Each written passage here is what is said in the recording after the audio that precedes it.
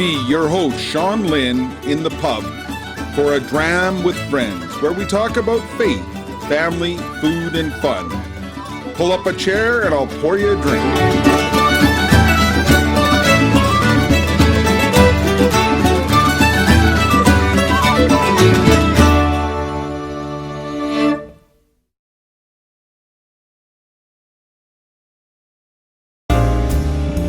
Episode 25. We are joined today in the pub by Matt Strub. He's a CMLA board member and he shares his story. Sit down as I pour us a dram. Welcome to another episode of A Dram with Friends. Today we are very blessed to have Matt Strub join us in the pub. Welcome, Matt. Hey, thank you, Sean. Thanks for having me. Great show. Appreciate being on. Look forward to it. Well, you told me that if you came over, you'd like a dram of Woodford Reserve. So it gave me an excuse to open this. I had bought it a little while ago, and so I'm just gonna pour myself a little dram, which is an eighth of an ounce, but maybe it's a little more than that. All right. So what are you drinking today? Well, I didn't have any Woodford Reserve in the, but you can see I've been partaking of the Knob Creek. So I got a Knob Creek 100 proof that I will toast with you with. Awesome. So tell our audience who Matt Strub is. Well, that's an interesting question. I think about that, and I just think I'm just a regular old guy. I grew up in the St. Paul, Minnesota area, but about 20 years ago I moved to Wisconsin. So I grew up, went to school in St. Paul, joined the military, went to Alabama, learned how to fly helicopters, came back, so it was the reserves, and came back to Minnesota looking for a job. Got hired by the Wisconsin State Patrol, became a state trooper, did that for 11 years, and then when an opportunity came open to go full-time with the Wisconsin Army National Guard as a helicopter pilot, I switched. So I left law enforcement, went full-time with the military, and have been doing that now full-time for a little over 15 years. And all the while trying to be the best dad and husband I can be, and continually failing at that and learning and growing and getting back at it. But got 4 wonderful children, 2 of them married, so I like to say I have 6 adult children. And number 4, actually number 6 grandchild is due in June. So I got 6 grandchildren. That is awesome. Congratulations. Yes, we had our latest grandson born in December, but they're living in the United States, and at the time of this recording, which is February 14th, we still haven't been able to go visit due to COVID restrictions. So it's been something that we can offer up. Absolutely. So how old is your youngest grandchild? Well, our youngest grandchild, number 11, was born in December, so just coming up on 2 months old now. So, oh, congratulations! You are blessed. Luckily, we have technology today that we're able to do video chats. We use an app called Marco Polo to stay connected with the family that seems to be all over the place, and it's helped us a lot. So you've been involved in men's ministry down there for a little while, because it was I think you through Jeff Cavins invited me to come to my first Catholic Men's Leadership Alliance summit. Yeah. How did that come to be? How did you end up? Right. It's a great question, and it was a gentleman that I just recently met when I moved to this area about 15 years ago. Said, hey, we're looking to start a men's conference here in Milwaukee, Wisconsin. and wondering if you want to be part of it. And I said, sure, it sounds great. I've been to a number of men's conferences, and I think I can help and do what I can. And that was the beginning of Men of Christ Milwaukee. And through that, met some fantastic, wonderful, men that are friends to this day that have helped lift me up. And just truly because of that friendship and them helping me be a better man, I feel compelled to be able to spread the word and tap men and invite men to just dive deeper into their faith, just become better men, husbands, fathers, brothers, and through that, introduced to Robert Tunmeyer and Matthew Christoph of Catholic Men's Leadership Alliance, and then we kicked that off about 4 years ago, and that's been fantastic. Yeah, and you even let Canadians in. So We had to take you a guys vote. It was decided to kinda close, invite me on board. Yeah. Well, I'm not sure if I I was telling people with COVID, and we did barbecue outreach a lot. In fact, with Shrove Tuesday coming up, traditionally we've always done Shrove Tuesday breakfast for one of the schools here, cooking pancakes for 900 kids first thing in the morning, and we've done it at minus 30, so it goes cold or not, and I was looking forward to maybe having the summer off and just relaxing with nothing to do, and you guys called, and what do you do when God calls you? Yep. That's right. You say yes, and it's burning in your heart when the tap comes, and it's the right thing. You just answer the call and you do what you're asked, right?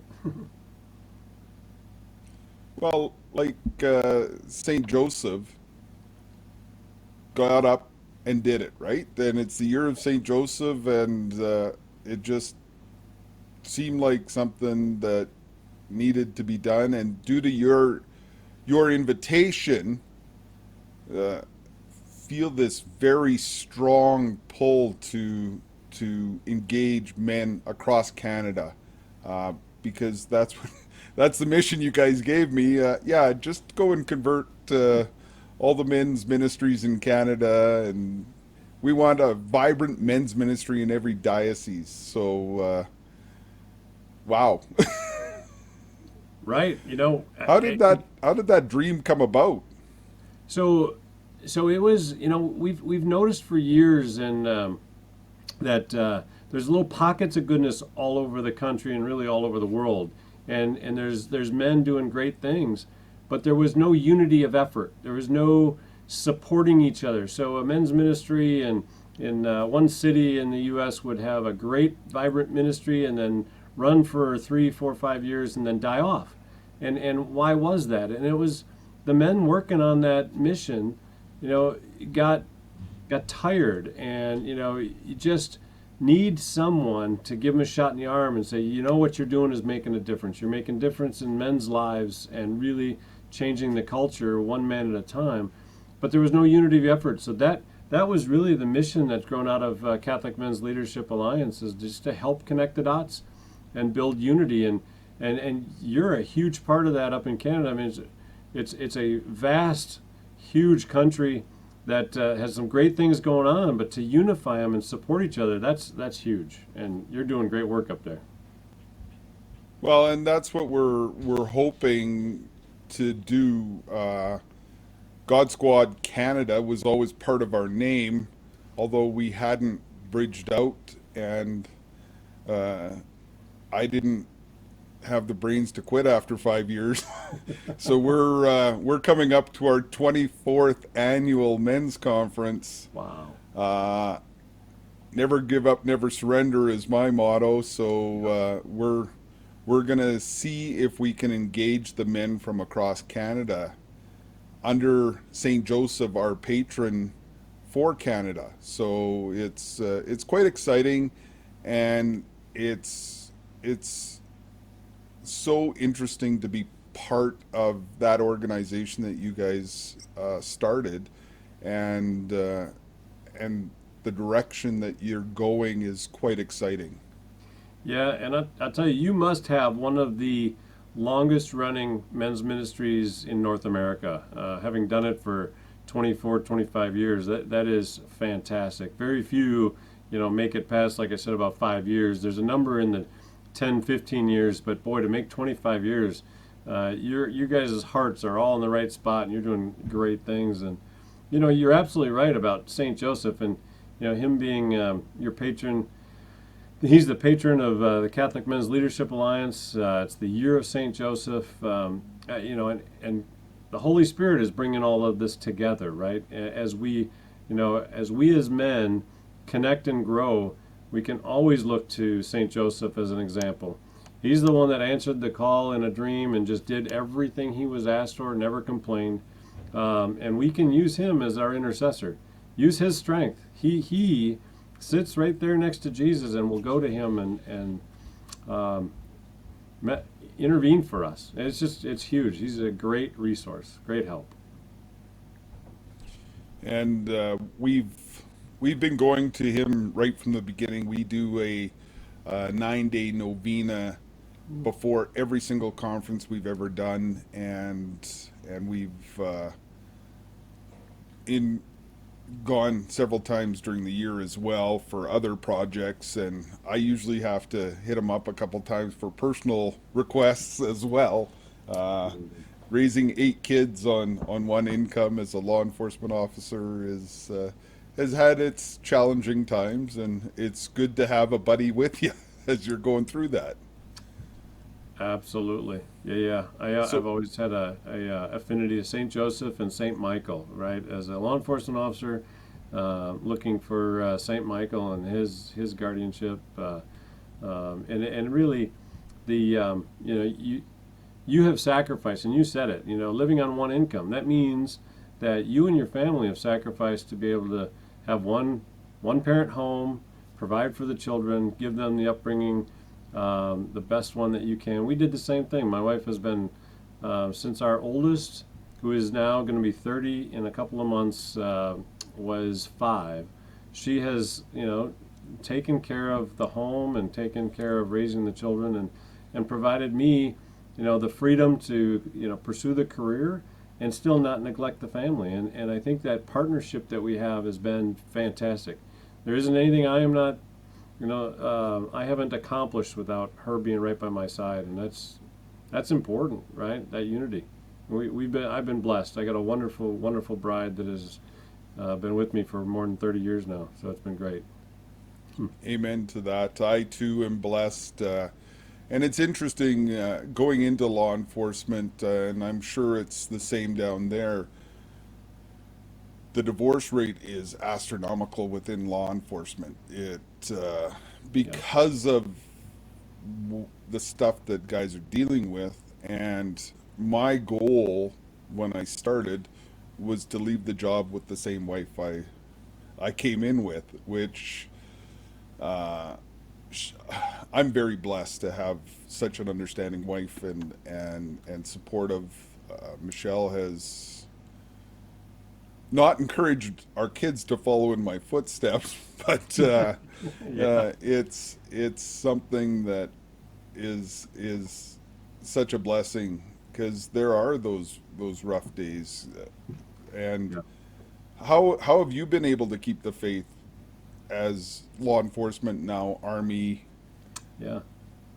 Well, I will tell you that I was a cradle Catholic, grew up Catholic, and when I went off to college, I kind of just was going through the motions, lukewarm Catholic. I would, go to mass most of the time because it was what I was supposed to do, and even early in my both military and law enforcement career, I would just kind of going through the motions.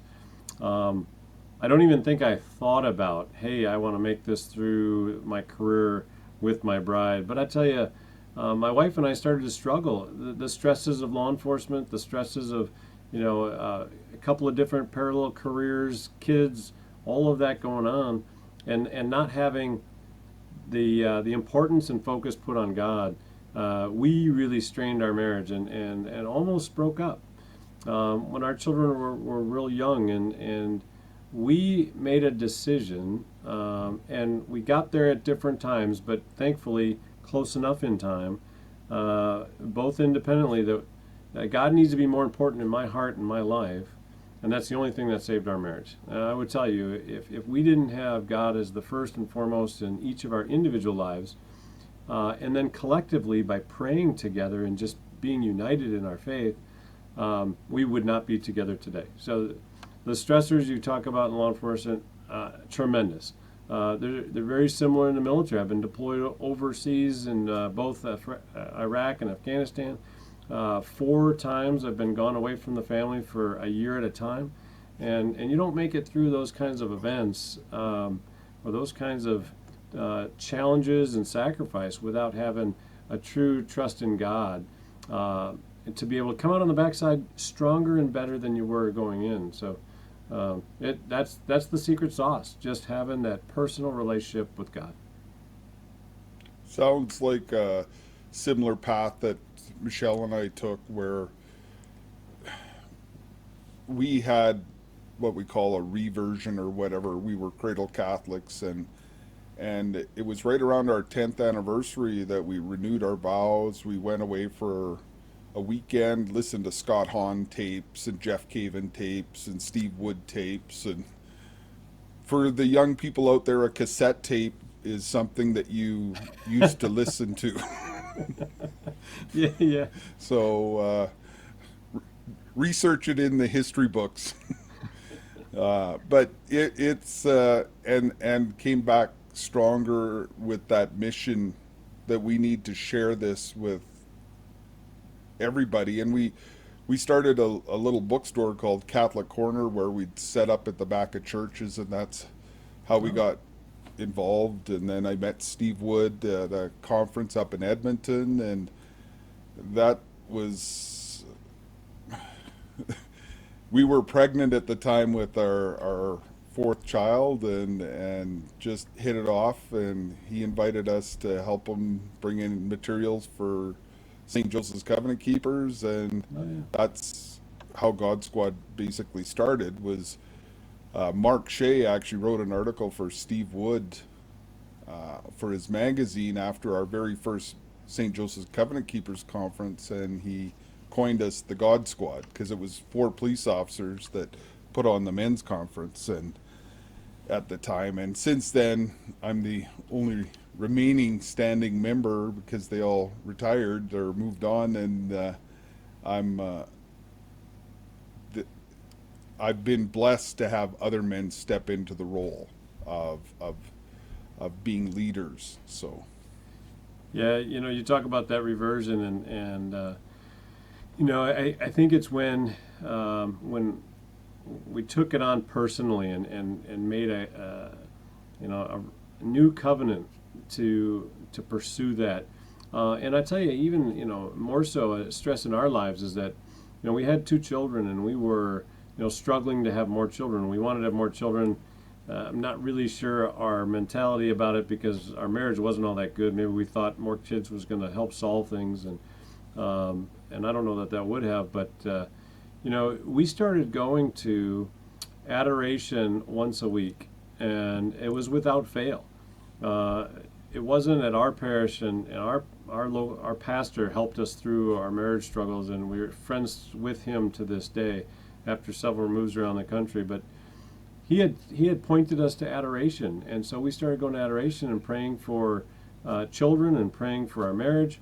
And we went weekly, and our older children were 4 and 5, and then 5 and 6, and the girl was praying for a girl, and the boy was praying for a boy, obviously. And the Lord answered our prayers through adoption, and we adopted a full sibling, boy and girl, that fit extremely well into our family, and it was just truly a blessing, and not the way we would have answered that prayer, but God answered that prayer, and we are blessed to this day because of those 2 additional children. It's fantastic.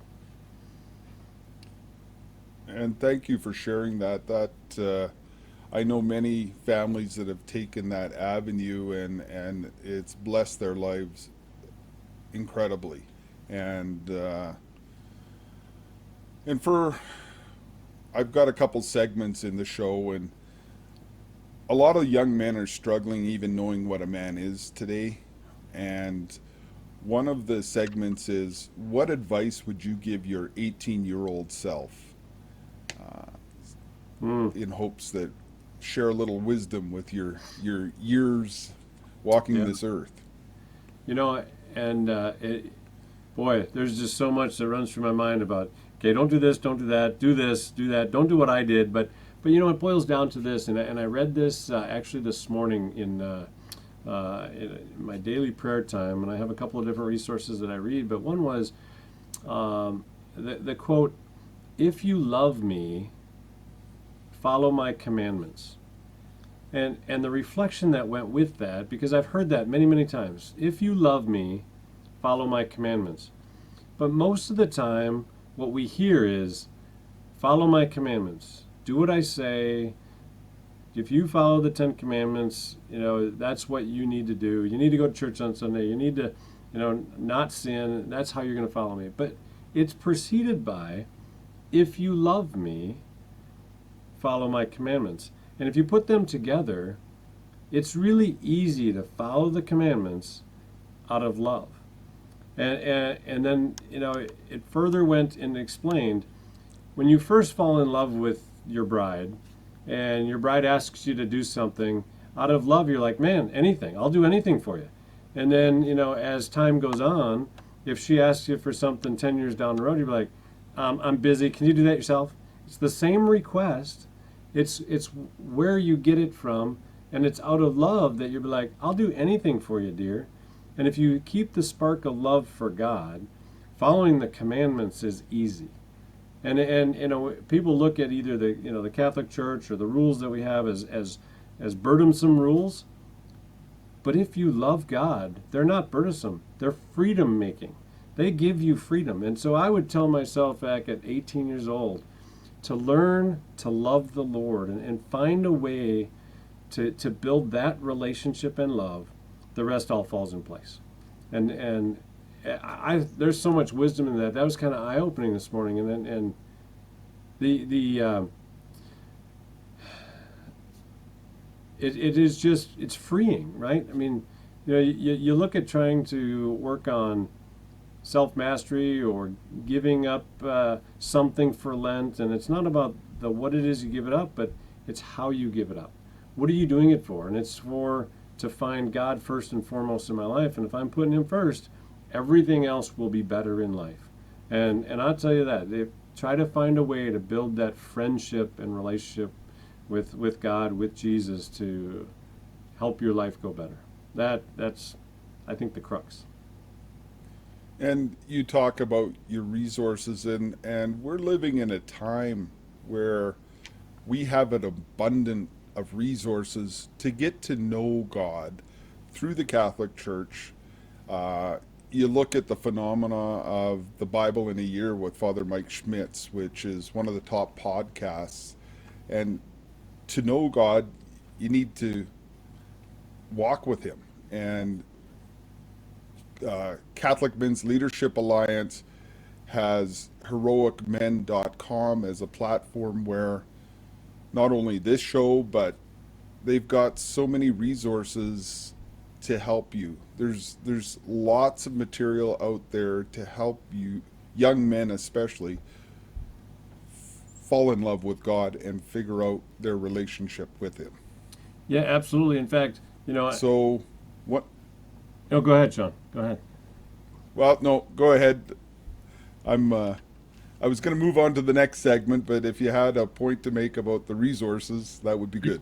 I do, in fact. So I'm actually using Father Mike's Bible in a Year right now. He built it on Jeff Caven's Bible timeline, and I am going through it again. And it's just, you know, the more I can learn about Jesus through the Word, right, the better man I will be. And so, you know, taking that time, it's only 20 minutes a day. Getting in a year, we'll read an entire Bible. And what it does, that particular podcast is putting the context of the Bible in the story framework, and it just gives it all much more meaningful. Yeah, it's just more meaningful. It is great, and I'll tell you, it's not too late if you haven't started yet. For the listeners, it's 20 minutes a day. Here we are in the middle of February. Just do 2 a day for a while and start. It starts 1 January, but you can download them, read them. I didn't start until the middle of January, and it took a while to catch up, but I'm caught up, and now we'll continue on through the year. What a great resource. But the Heroic Men, the reason that we launched that platform is to have a one-stop shop for ministry to men information. And we don't want proprietary license over anything. We're taking all of the different great things that are out there, all the resources for men, and making it available for men. So go to heroicmen.com and find what fits your spirituality at the time. God will find you where you are and grow you to the next level. Those resources are just fantastic. And you're right, in this day and age, there's more you can do than you can do in a day or do in a week. Just pick something, go through it, and then go to the next thing, and just keep learning. Absolutely. And yeah, I've been doing the Bible in a year, and it's been fantastic. I started on January 3rd, I think, so I wasn't too bad, and it's been fantastic. And I've been sharing with my family kind of my reflections out of it every day, just to try and pass that on and share the faith. And I told you we've got this little video app, so I can just record a little message for my family every day, wisdom from dad or whatever. But so one of the other segments is Jeff Cavins talks about riding with your posse or your go-to saints. Who are the saints that you walk with? Your go-to guy every day, or girl? Yeah. So I mentioned before, Saint Joseph and Saint Michael are my favorite. I go to them quite often. I've also my namesake, Saint Matthew. I love reading the Gospel of Matthew and hearing about his story, and the tax collector, the wayward individual that came back, and I can relate, right? I mean, it's helpful to know that the apostles were just a bunch of guys that were in totally different professions, not schooled. They weren't the academics. They weren't real great speakers. They were just asked to follow Jesus and be disciples, and that is just comforting to me that I don't have to be a great theologian. I just have to be willing to do the work, and so I don't know what the next thing that God calls me to do, but I rely on those few saints, my guardian angel. I ask for guidance and assistance from, protect me in situations, and it's just, those are my go-tos, and they're really helpful.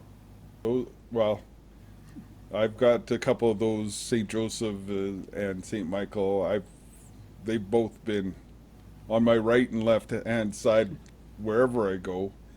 So I much appreciate you sharing today and sitting down and having a whiskey with sharing your faith and about your family. And so the word Ishkabaha in Gaelic is or the origin is called Ishkabaha, which is water of life. And my hope and prayer is that you continue to lead, especially the men, to the true water of life as we have a dram.